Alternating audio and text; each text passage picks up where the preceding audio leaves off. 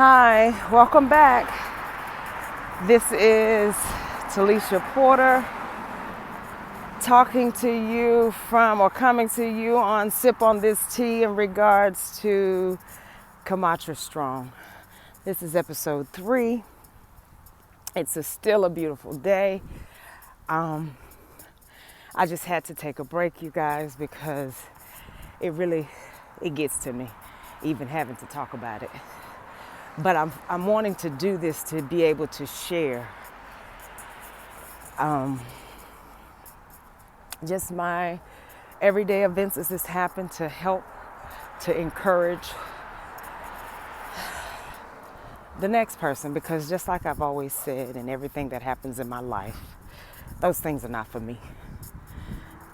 God give the task to me because he knows that I'm able to handle it. He knows that, yes, I'll have my days. He knows that, yes, I'll have my moments. But with him, I'll pick it right back up and keep it moving. Because he's the only one that's going to be glorified through this. The devil, you can't win this. Because guess what? Victory is mine in the end. But these messages that I'm doing is to help that person out there that doesn't think that they can't do it. I'm a living testimony. You can.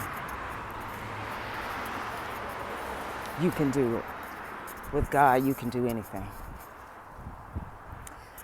So just to recap, the last place I left off with you guys, we were talking about the doctors had just come in. They'd given me the diagnosis from the second opinion, and it is osteosarcoma, which is a rare type of bone cancer. So with that, they're now telling us that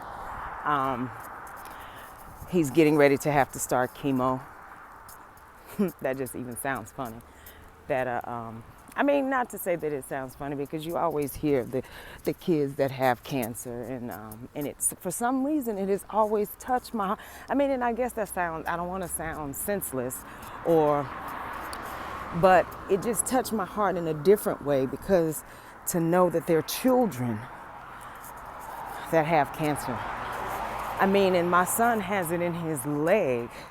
I can't imagine the kids that have it, other places in their body, to know that the pain, or to hear about him being in pain with this. So it just bothers me. It has always touched me, and I told my husband long before we got this information, I said, I want to become a donor to St. Jude's. Didn't know why, but I just did. Other than the fact of, because there are so many foundations out there, but for some reason, St. Jude's just stuck to me. And if any of you have paid attention to my Facebook page, you would know that I did a fundraiser for St. Jude's last year. Actually, it was this year.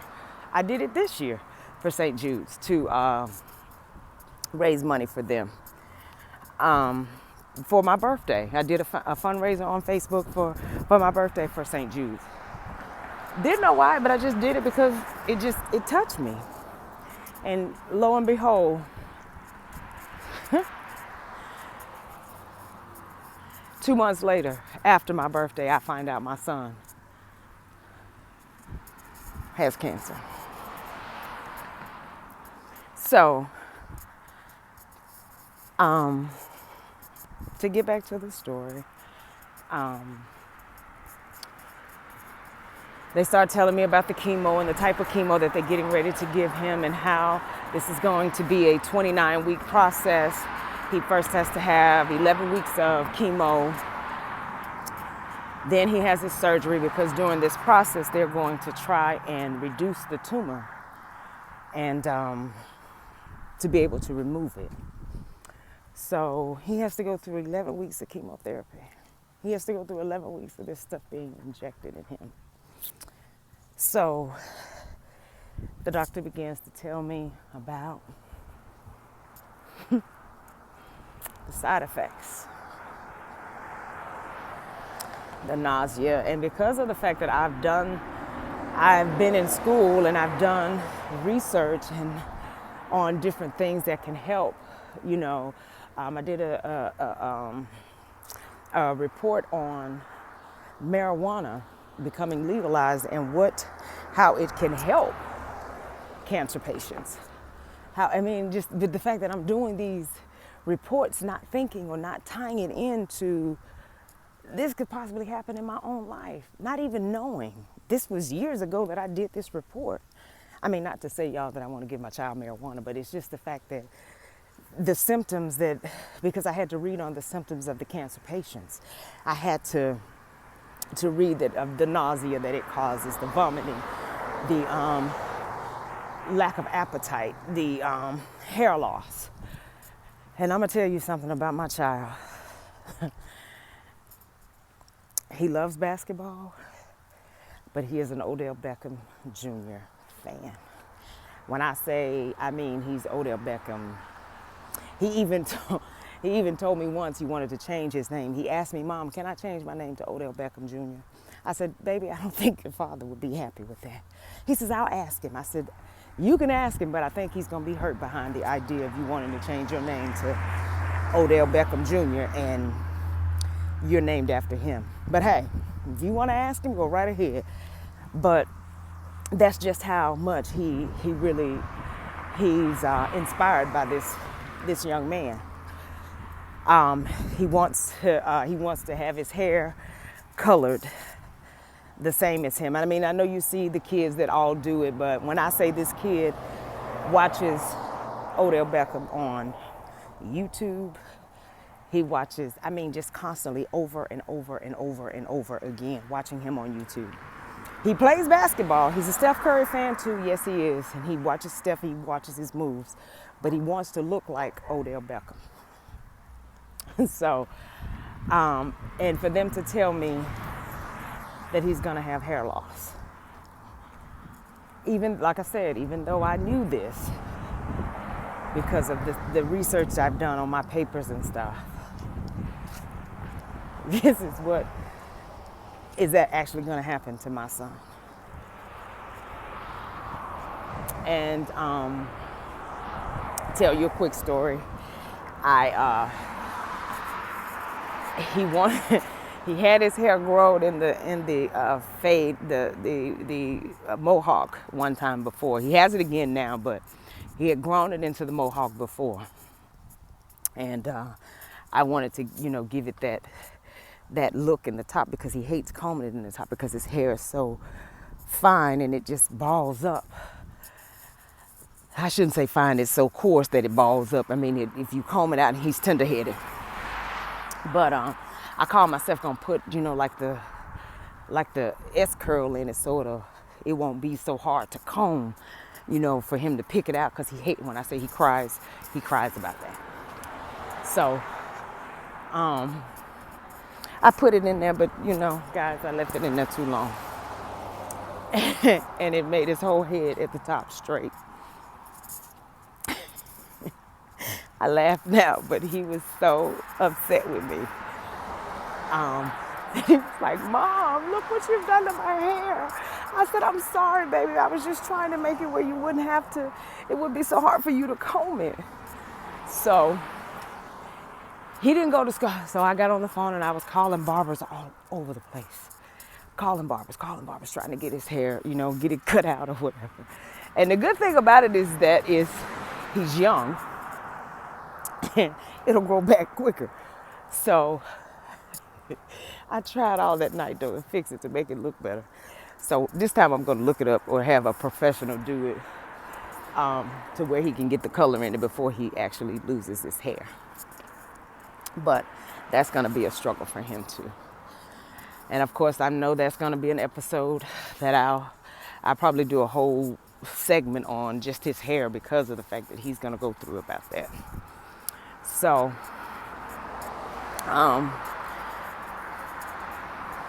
they tell me, they continue to tell me the side effects. that he's going to be, he's going to get this. Now, there's possibilities of these things to happen. They're saying, oh, it may not, but there's a strong possibility. And I'm like, okay, all right. But the fact that I know that what lies ahead of me when it comes to him. So I'm preparing myself for this. The chemo, they're telling me we're in here on the Monday after Thanksgiving, and they're wanting to go ahead and admit him today to start the process of running the tests, doing the full body PET scan to make sure that this cancer hasn't spread anywhere else in his body, or that it is nowhere else in his body. And they want to, do the audio test. They want to do some other tests just to make sure that everything is good prior to him going in. So these things are ordered. We stay through Thursday, get these things done, and then they say we're going to start chemo on Monday. Okay, y'all. At this moment, I'm going through so many emotions. I'm going through so many things. I mean, it is up close and personal. I mean, you hear it, but until it's you, yes, you feel sorry for the next person, for anyone that has cancer. But when it's you, that's the difference. When it's you, when it's your child, when it's right there in your immediate family, when it's right there, I mean, up close and personal. And I can't, the more up close and personal that I could get to this point would be if it was me doing it. If it was me that had the cancer. So to say that it's real, y'all, this is real. But I've had people, I had my family, I had some of my family. Let me fix that. I've had some of my family to reach out. I've had my friends to call, text, telling me that, whatever you need, Lisa. But the one thing I get from them when they talk to me, they say, are you sure you're okay, Lisa? And then I go into, what do you mean? Am I sure? Are you sure you're okay? Because you... And I guess I need to give you the backstory on myself. I am that one that will suppress my feelings, or have in the past been that one, to suppress my feelings, suppress what I'm going through, to be strong for my family. Always. That's who I am.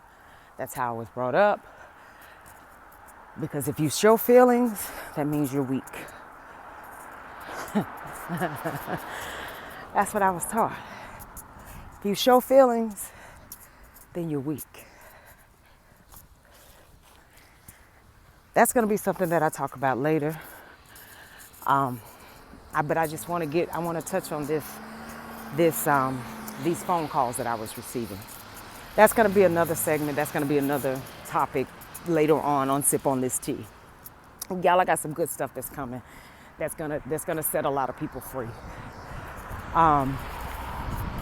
But when they call me and they're talking to me and they're asking me, all these questions, they're like, oh, I don't want to ask because I don't want to be disrespectful. Or, oh, I don't know how to say that, because I'm really not going through it. But it's a touchy subject because it is your son. Yes, it is. And to hear you, and it's like, Lisa, are you not dealing with this? Because they're anticipating me having a breakdown. No, I'm not having a breakdown. I'm not suppressing how I feel. I'm not covering up anything. I'm just dealing with the hand I've been dealt. And for me now, that means for me, well, it had a different meaning a couple of months back. But today it means, a couple of months back, it meant to me dealing with dealing with the hand I was dealt means I'm tough. I can do it. Don't worry about it. I got this in my own strength. No, that's not what I mean when I say it now. I have a totally different understanding of dealing or playing with the cards I was dealt. That understanding for me now is I can't do it. I can't do nothing.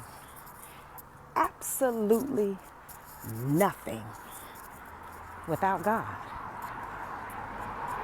When I say to you, when I was talking a few minutes ago, when I got emotional, the emotions come from this flesh, and it's because of the flesh that's allowing me to feel for my son that's 8. That's the mama in me. That's the, oh, my baby. Oh, I don't want him to go through this. But the spirit that's in me, I have a peace about this thing. And please don't think that I'm crazy when I tell you this, but I have a peace about this thing that's so amazing. When I say, and I don't just mean amazing